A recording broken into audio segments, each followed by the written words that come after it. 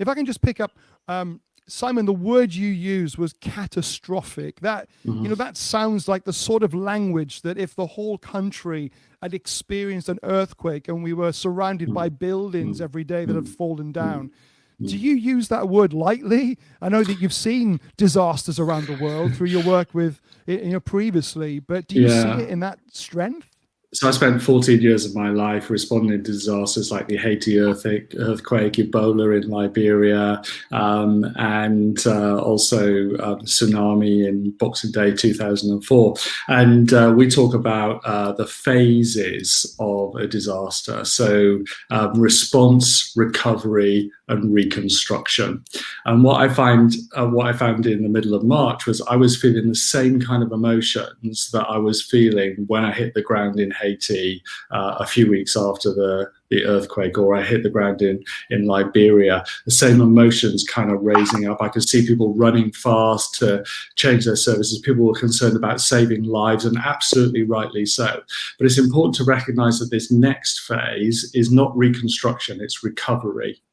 And every community that goes through the events that impact so many of its citizens, with external events like death and grief, but also the hidden events of the pent-up emotional trauma that's going on, needs to go through a recovery phase. And what we need to be ready for as a church is to walk that journey. We as leaders are going to need more empathy through this coming stage, not less. We're going to need to live in the lives and in the shoes. We're going to need to be the pastors who actually give. And so we need to be kind to ourselves as leaders and make sure that our spiritual rhythms and our mental rhythms and our physical rhythms are right, and that we rest well, because actually this is going to be a long run, and actually people are going to need more of our support as they tackle issues of mental well-being. This next phase is going to be backward looking and forward looking. It's going to be looking at grieving and memorial services and being with people,